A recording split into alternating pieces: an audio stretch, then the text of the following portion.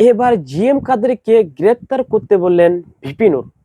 যদি গ্রেপ্তার না করা হয় তাহলে সচিবালয়ে ঘেরাও করার হুঁশিয়ারি দিয়েছেন গণ অধিকার পরিষদের চেয়ারম্যান ভিপি নূর। আসলে কেন আহ, জাতীয় পার্টির জিএম কাদেরকে গ্রেপ্তার করতে বললেন ভিপি নূর?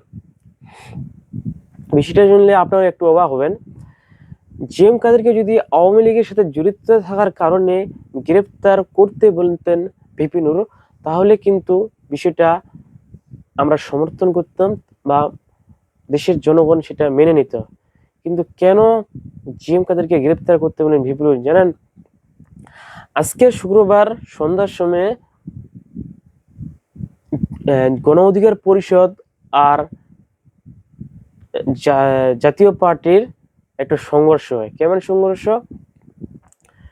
তারা দুই দলই রাস্তায় মিছিল নিয়ে যাচ্ছিল, হঠাৎ তাদের নেতাকর্মীদের মধ্যে একটা সংঘর্ষ হয়, ধাওয়া পাল্টা ধাওয়া যেটাকে আমরা বলি। গণ অধিকার পরিষদের নেতাকর্মীদের দাবি তারা রাস্তায় শান্তিপূর্ণভাবে মিছিল নিয়ে যাচ্ছিলেন, কিন্তু দূর থেকে জাতীয় পার্টির নেতাকর্মীরা তাদের উপর ইট পাটকেল নিক্ষেপ করে, ফলে তাদের অনেক আহত হন। এটাই আর কি তাদের অভিযোগ। আর জাতীয় পার্টির নেতাদের অভিযোগ, তারা মিছিল করতে করতে তাদের উপর এসে আক্রমণ করে, অর্থাৎ গণ অধিকার পরিষদের নেতারা তাদের উপর আক্রমণ করে।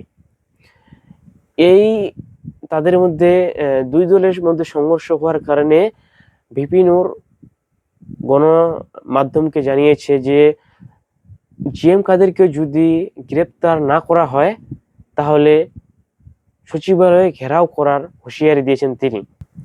এখন কথা হচ্ছে, জিএম কাদেরকে গ্রেপ্তার করা কেন হবে? এখানেতে আগে এটা তদন্ত করতে হবে, যেখানে কারা অভিযুক্ত বা কারা এটা আইনত অপরাধ করেছে। কারণ এখানে একটা গন্ডগোল হয়েছে দুই দলের মধ্যে। আগে এটা নিশ্চিত করতে হবে যে জাতীয় পার্টি নেতাকর্মীরা কি ইচ্ছা করে তাদের উপর আক্রমণ করেছে, নাকি গণ অধিকার পরিষদের নেতাকর্মীরা জাতীয় পার্টি নেতাদের উপর আক্রমণ করেছে। কিন্তু সেখানে ভিপি নূর বলছে তাকে গ্রেপ্তার করতে হবে, না হলে সচিবালয়ে ঘেরাও করার হুঁশিয়ারি।